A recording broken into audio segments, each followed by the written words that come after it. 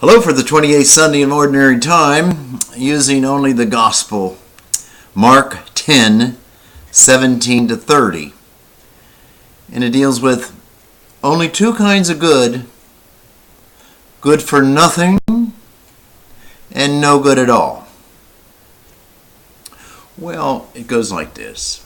This past week, unusual, on Thursday morning, I thought of October the 11th, Thursday morning, I thought it's my dad's birthday. And I normally don't even remember birthdays and so forth, but I did this year. And guess what? My dad today, if he were still alive, would be 113 years old. Oh my God, I must be old. But one thing, because of today's gospel, I thought of my dad. And my dad was a funny man. People loved him, but he would always make wisecracks. And one of the wisecracks that he said often had to do with Jesus and that young man in the gospel. Because the man said to Jesus, "Good teacher."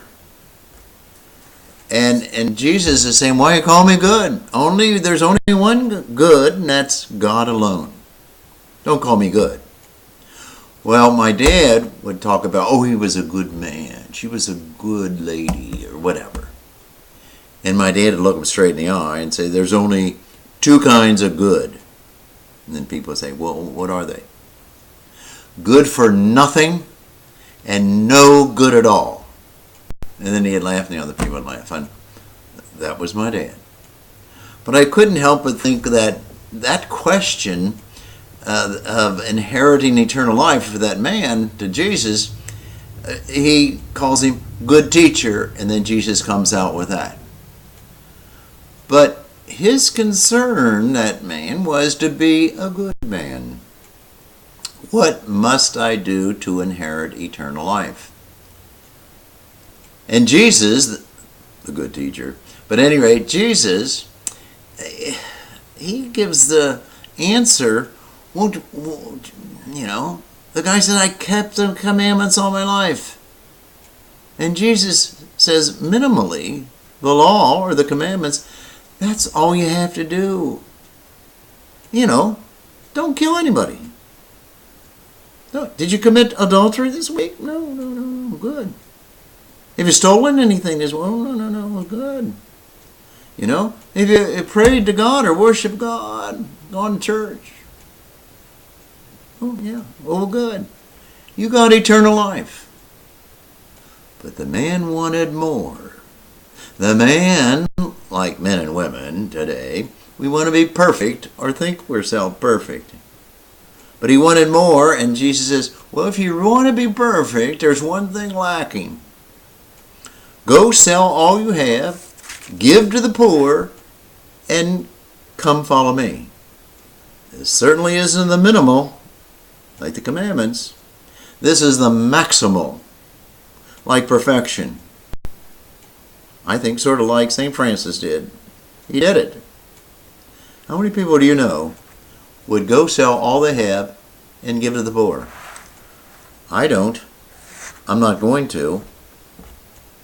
And I don't know anybody who has really done this. Jesus puts a minimal for eternal life and a maximal to stretch us as far as we can go to be perfect.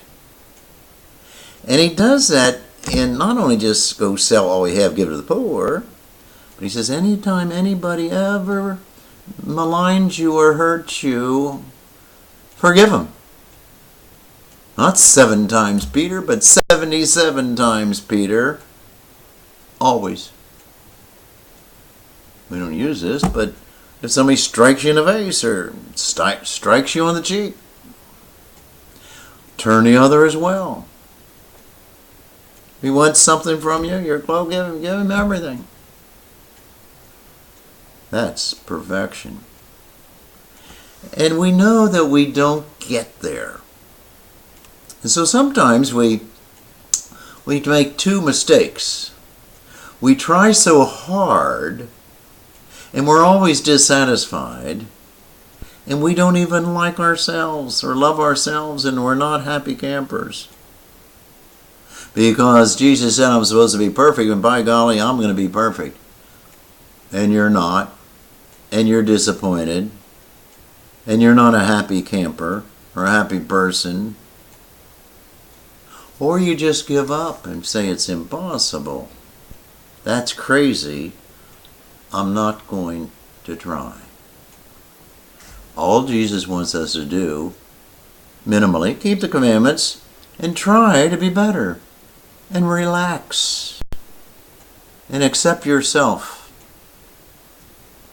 I have one tidbit of advice, and I just read it this morning in morning prayer.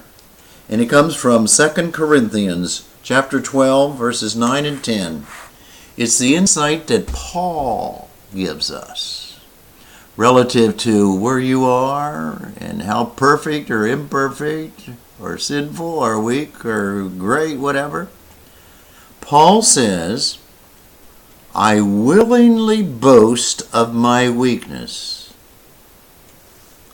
that the power of Christ may rest upon me. Boast of my weakness. Therefore, I am content with weakness, with mistreatments, with distress, with persecutions and difficulties for the sake of Jesus Christ. And here is the key. For when I am powerless, it is then that I am strong. Jesus accepts us minimally. God accepts us to do and follow the commands for eternal life, everlasting life. And He's the one who makes us acceptable to God the Father because we got identified with Him. Or better said, He identified with us. He took on our flesh, the incarnation, the redemption, the salvation, the Messiah. Relax. Try to be better. But don't go around just condemning yourself. Try to be better, but don't go around saying I am better than I am. The power and the insight and the real exception of you and me is when we admit our goodness and when we admit our weakness and our sin. Jesus says, that's all I want. So I'm not sure that my father was right, but he was only joking. There's only two kinds of good. Good for nothing and no good at all. Jesus says, there's only one human sort of good salvation history with the history of you and your life, and that is try to be better. Take your weakness, admit it, and try to be better. And go as far as you can. I find that refreshing because I'm certainly not one of those perfect ones. Are you? Have a good day.